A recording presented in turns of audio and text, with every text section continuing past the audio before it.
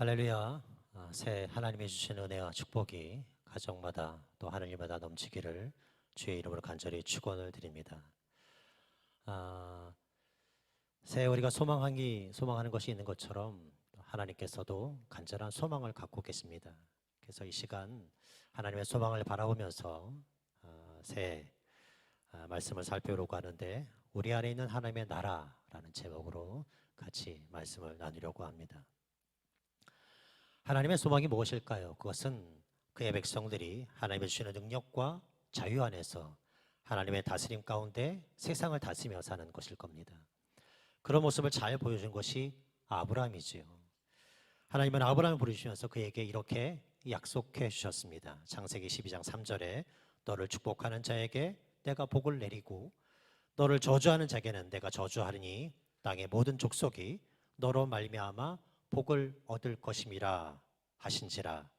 땅의 모든 족속이 너로 말미암아 복을 얻을 것이라. 이것은 하나님께서 아브라함에게 주신 축복일 뿐만 아니라 아브라함을 통해서 천하 모든 사람들이 다 복을 받게 하시겠다는 말씀이지요. 즉 하나님은 아브라함을 제사장 나라 삼겠다라는 뜻을 갖고 계신 겁니다. 여러분, 그렇습니다. 하나님은 이스라엘 백성들을 열방의 제사장 나라로 삼으셨습니다.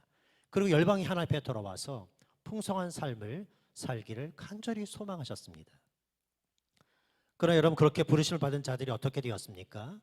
하나님의 자녀들이 하나님의 부르심을 받아서 하나님 앞에 나오긴 했지만 계속해서 반역했던 것을 보게 됩니다. 하나님이 아담과 하와를 하나님의 교제권 안으로 부르셨습니다. 그러나 그들은 하나님처럼 되기를 바라면서 결국 하나님께 반역을 했습니다. 하나님은 아브라함을 통하여서 이스라엘 하나님의 임재 안에서 풍성한 삶을 살기를 소망하셨습니다. 그러나 그들도 하나님께 반역했던 것을 보게 됩니다. 왜 인간은 이렇게 하나님께 반역의 역사를 반복하며 살아가는 것입니까? 죄 때문이지요. 스스로 주인 되며 살아가는 삶 때문에 그렇습니다. 그래서 하나님께서 인생의 막대기와 사람의 지치고를 다스려 주셨습니다. 그래서 돌아왔습니까? 아니요, 돌아오지 않았습니다. 오히려 원망과 불평의 삶을 살았습니다. 이런 사람들이 기다리는 것은 결국 심판과 형벌밖에 없을 것입니다. 그런데 그 심판을 하나님께서 말씀하시면서도 끝에는 소망을 허락하시는 것을 보게 되지요. 하나님은 인간의 이 반역된 역사를 종속시키고 새로운 시대를 열어주겠다고 약속하시는데, 그것이 구약에 나오는 주의 날입니다. 주의 날이 되면 메시아가 오셔서 새로운 역사를 시작할 것이고 새로운 시대를 열 것이다 라고 약속해 주십니다. 이사야 49장 6절에 보면 그가 이르되 내가 나의 종이 되어 야곱의 지파들을 일으키며 이스라엘 중에 보존된 자를 돌아오게 할 것은 매우 쉬운 일이라. 내가 또 너를 이방의 빛으로 삼아 나의 구원을 베풀어서 땅끝까지 이르게 하리라 라고 말씀하십니다. 그래서 때가 되자 예수 그리스도를 이 땅에 메시아로 보내주셨습니다. 그러나 잘 아는 것처럼 예수님께서 이 땅에 오셔서 하신 일은 세리와 그리고 죄인들과 함께하는 사역이었습니다. 유대인들이 예수님의 사역을 보면서 모두가 다 비난하고 조롱했습니다.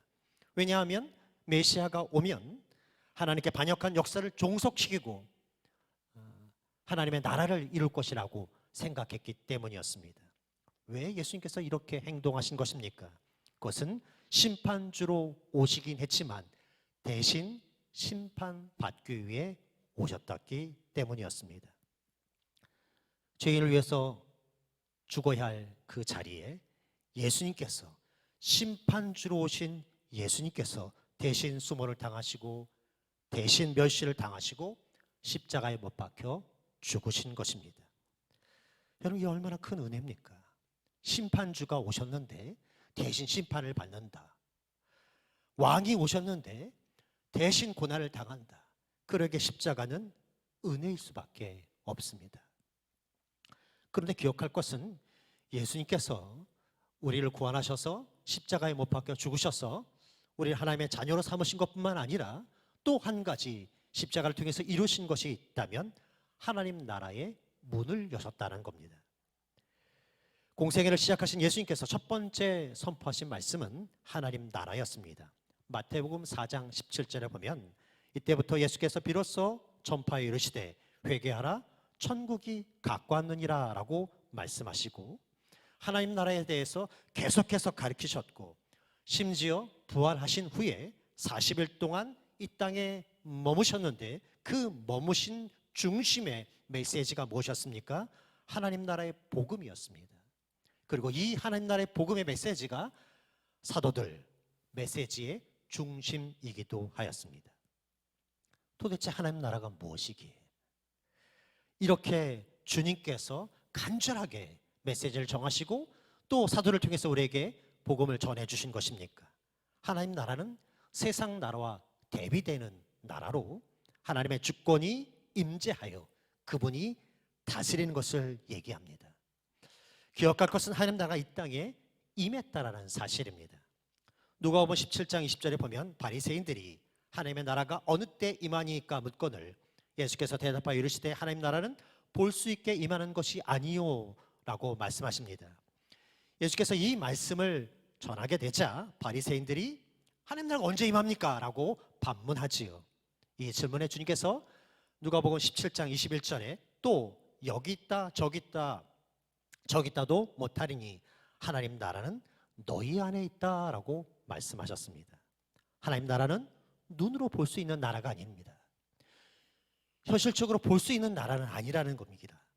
하나님 나라는 우리 안에 있습니다.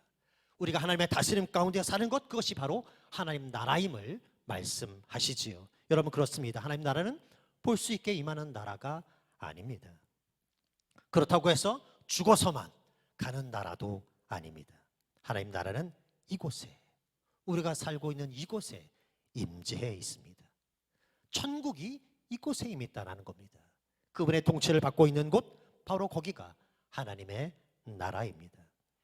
여러분 오늘 그리스도인들이 약해진 이유가 무엇입니까? 복음은 압니다. 구원은 압니다. 십자가는 압니다. 그러나 우리 가운데 임해 있는 하나님 나라는 잘 알지 못하기 때문이지 않을까 생각이 들어요. 마치 나사로가 죽었을 때 마르다와 마리아와 같습니다. 주님은 마르다와 마리아에게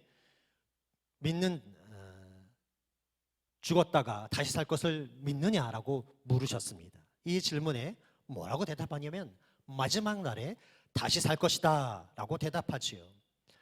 부활의 능력이 옆에 계심에도 불구하고 그 주님이 바로 옆에 계심에도 불구하고 그 주님을 바라보지 못하고 마지막 날에 다시 살 것이다 라고 말하고 있다는 사실입니다.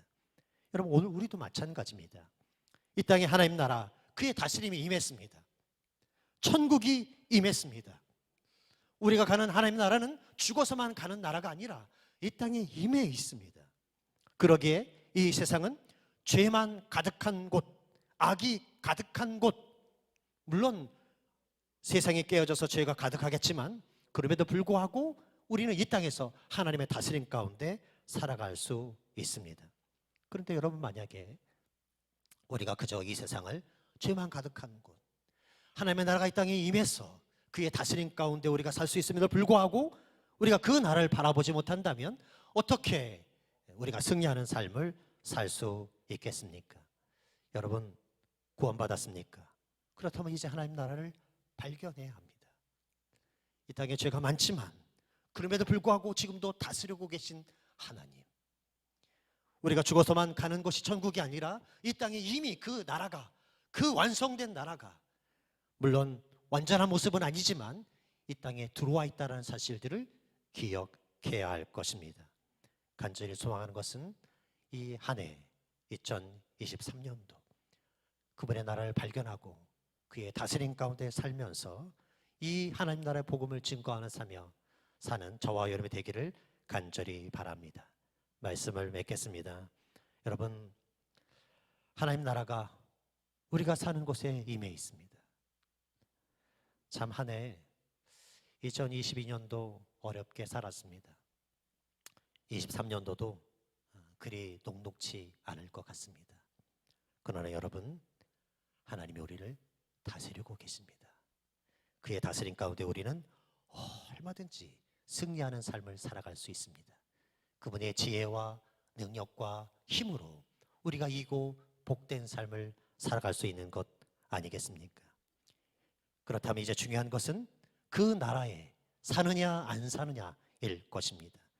바라기는 하나님 나라를 발견하고 그의 나라 가운데 사는 우리 믿음의 식구들이 되어서 2023년도 승리하는 한 해가 되기를 주님의 이름으로 간절히 부탁을 드립니다. 아멘.